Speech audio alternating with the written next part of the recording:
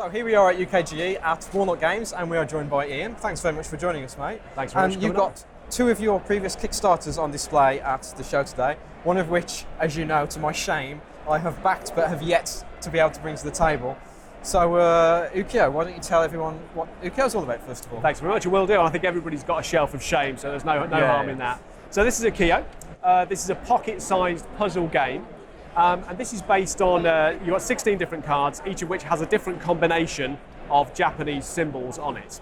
And the idea is that you're going to lay cards within a grid of 6x6 to try and create patterns according to the task that you want to complete. Now, each card has got a task on it. They're ordered in ascending order of difficulty, and those are based around different patterns that you can try and make, like a line of acorns, or a block of the cranes, or a diagonal line of the flowers. It's those sorts of things. So the idea is that you will try and complete the task that's on the last card remaining in your hand after you've played all of the others. So you're not completing the tasks on the cards that you play. So in a 4-player game, there's only 16 cards, so you'd have 4 cards. You would play 3 of those cards and try and complete the task on the last one. So each player is trying to build the board based on what they want to do, but also thinking about what other players might be trying to complete and how they can sort of sabotage that in a way. So a round takes about 5 minutes to play.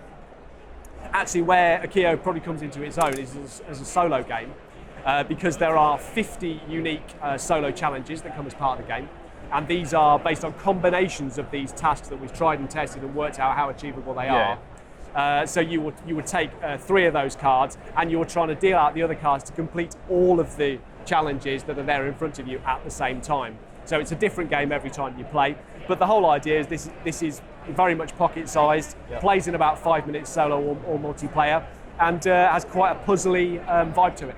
Cool, okay. So, Ian, Take the Kingdom. Why don't you take us through this?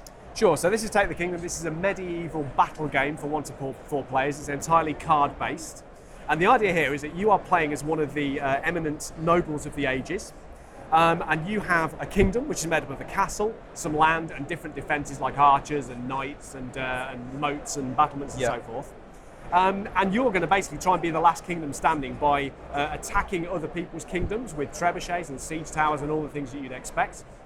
You're also going to try and build up your own kingdom by adding defences as they get knocked down. And then there's a whole series of action cards that you can play on your turn to influence the way that the game is going, to have some kind of cross-cutting attacking and defensive effects. So it's a fast and furious, quite light gateway end of the spectrum. The whole thing plays for 1 to 4 players in about 20 minutes, maybe 30 at a push. Cool. Who does all the graphic design for them? Do you do that yourself? Or, I did the layouts myself, yes, but the art, a guy called Felipe Ferreira did this fantastic box art that you see behind you here. The card art was from a guy called Luke Horsman. I think it's the only game he's ever done, so we're quite lucky to get him for that. There you go. Awesome. So if people want to find out more about either of your games and also what you've got coming up in the future, where should they go? Best place is walnutgames.co.uk or email directly at contact@walnutgames.co.uk. Cool. Thanks, Ian, for chatting to us. Thanks, Matt. And all the best of luck, and good luck for the future. Thank you very much. And we'll see you all next time.